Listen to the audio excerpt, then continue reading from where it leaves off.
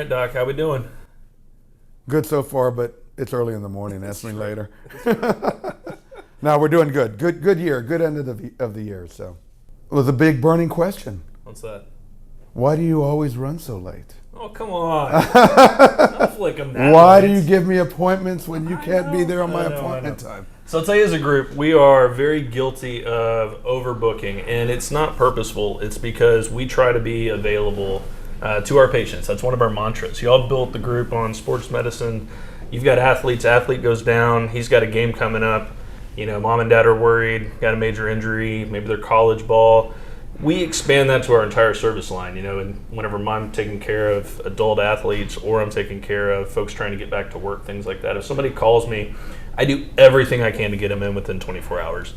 48's almost at the worst if it's somebody that really needs me. So we tend to overbook, and then there's a lot of things that goes into an actual visit. Everybody thinks, oh, I'm going to show up, I'm going to walk in, I'm going to see a doc, and that's it. It's just not that simple. Correct. You know, we deal in treating pain.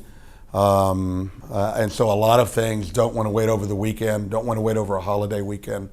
Certain things come up where if we're dealing with a fall, somebody not only hurt their knee or their ankle, but they also hurt their shoulder. We don't want to ignore one if we don't have to.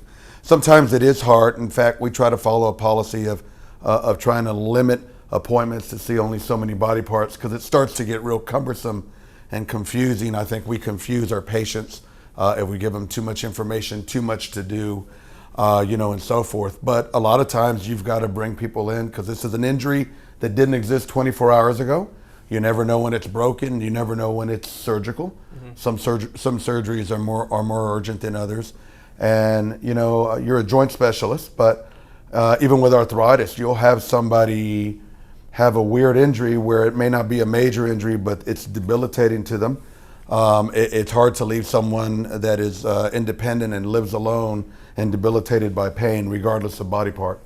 And in the course of a lot of, with all the non-operative stuff I do, a lot of the people we treat, it's real common and very understanding that you're there because you injured your knee, but you know what, my shoulder's been bothering me. I've been meaning to come in. What can I start doing for my shoulder for now? So definitely not intentional. I tell my patients, I don't try to run late all the time. And for every visit, you're going to be there for intake, which takes time. You're going to be there for x-rays. We've got to read x-rays. Once we see you, we've got to get a plan together. If we're doing an injection, that's a procedure. If afterwards you need additional imaging, we've got to get orders, we've got to get prescriptions, we've got to do your return to play, we've got to fill out paperwork. As the world goes paperless, there's more paperwork than ever. Absolutely. So all those things play in. And then for me, I still take call at hospitals, at up to 6 different hospitals. So whenever somebody has an emergency, there is a chance that I can get pulled. And we try to limit this as much as possible, either during, before, or after clinic. That can change our timing. And that's why we have all the staff there to help me and support that. But the last thing is we spend time with patients. I'm sorry, I'm not going to ever stop doing that because people in my waiting room, because they want their time too. So I make sure that I spend enough time with every patient. They feel comfortable. They got what they were there for. They got the answers. I'm not going to stand in the room at the door and do a hi, hey, nice to see you, and run away visit. I'm going to stop them and sit down. I'm going to talk to you, and you're going to know why you're there. And at the end of the day, if somebody's not okay with that, I'm probably not the provider for you. It's just the sad reality of it. I want patients that want to see me and they want to be taken care of that way.